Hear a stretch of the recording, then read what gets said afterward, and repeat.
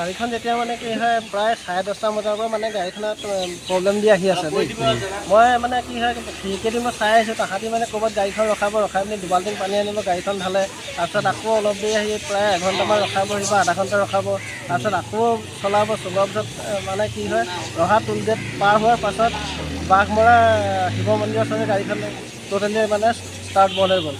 তাৰপিছত আমি চব নামি আহি আমি সুধিছোঁ গাড়ীখনত কি প্ৰব্লেম হৈছে, বোলে হেৰি মানে ৰেডিয়েটৰৰ পাইপ ডাল ফাটি গ'ল, ফটাৰ কাৰণে মানে কি হৈছে গাড়ীখন এতিয়া মানে গৰম হৈ গৈছে আৰু এতিয়া ষ্টাৰ্ট নহয়, মেকানিক আনিব লাগিব, মেকানিক আহিলে এঘণ্টামানৰ ভিতৰত মানে ঠিক হৈ যাব।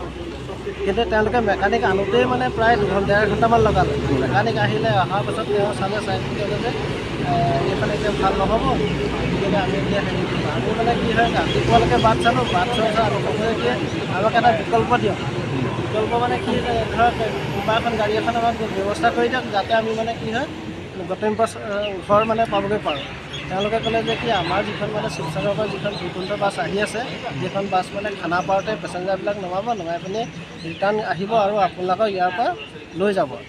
কিন্তু সেইখন অহাৰ দেৰি হোৱাৰ কাৰণে আমি ক'লোঁ যে এটা কাম কৰক, আমাক মানে কি হয় প্ৰথম জখলাবন্ধা হোটেললৈকে লৈ যাওক। কালি মানে কিছুমান মানে অফিচ কৰিয়ে গাড়ীত উঠিছে, কিছুমান মানে কি হয় নোখোৱা নোবোৱাকৈ আহিছে যে আমি জখলাবন্ধাত ভাত খাম।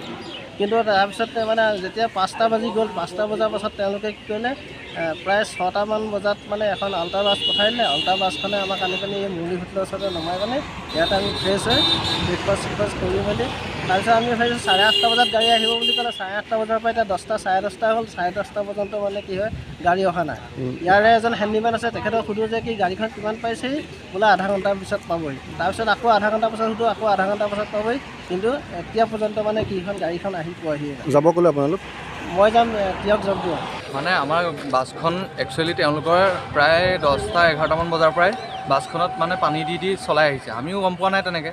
আমি সুধিলে কয় অকণমান পানী দিছোঁ, কিবা গৰম হৈছিলে পানী দিছোঁ, সেইটোৱে ক'লে। তেনেকৈ কমেও 3-4 জেগা 5 জেগামানত ৰখাই পানী দিয়ে আকৌ চলাই, পানী দিয়ে আকৌ চলাই, তেনেকৈ আনি থাকে।